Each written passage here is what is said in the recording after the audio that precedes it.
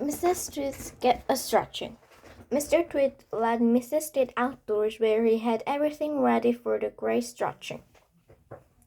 He had 100 balloons and a lot of strings. He had a gas cylinder for sealing the balloons. He had fixed an iron ring into the ground. "Stand here," he said, pointing to the iron ring.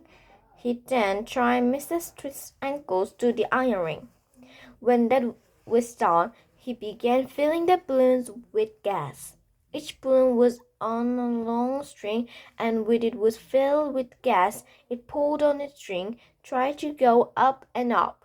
Mr. Twit tied the end of the string to the top half of Mrs. Twit's body. Some he tied round her neck, some under her arms, some to her wrist, and some even to her hair. Soon there was 50 colored balloons floating in the air about Mrs. Twit's head. "Can you feel them stretching you?" asked Mr. Twit. I can," cried Mrs. Twit. "They're stretching me like mad." He put on another 10 balloons. He upward pulled, became very strong. Mrs. Twit was quite helpless now, with her feet tied to the ground and her arms pulled upward by the balloons. She was unable to move.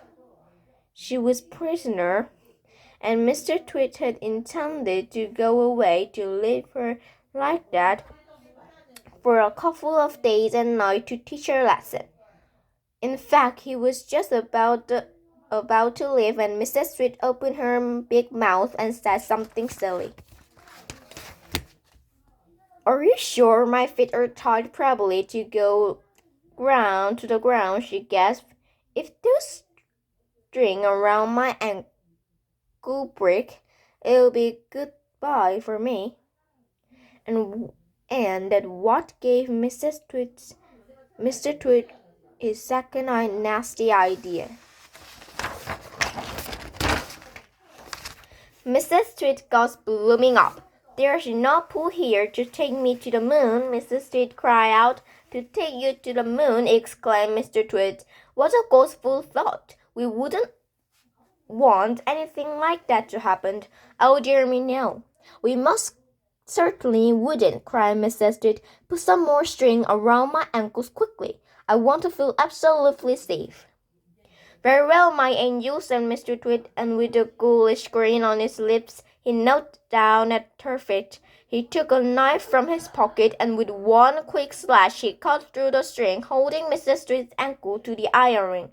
She went up like a rocket. "Help!" she screamed. "Save me!" But there was no saving her now. In a few seconds she was high up in the blue sky and climbing fast. Mr. Twit stood below looking up. "What a pretty sight," he said to himself. "How lovely all those balloons look in the sky, and what a marvelous bit of luck of me. At last the old hag is lost and gone forever."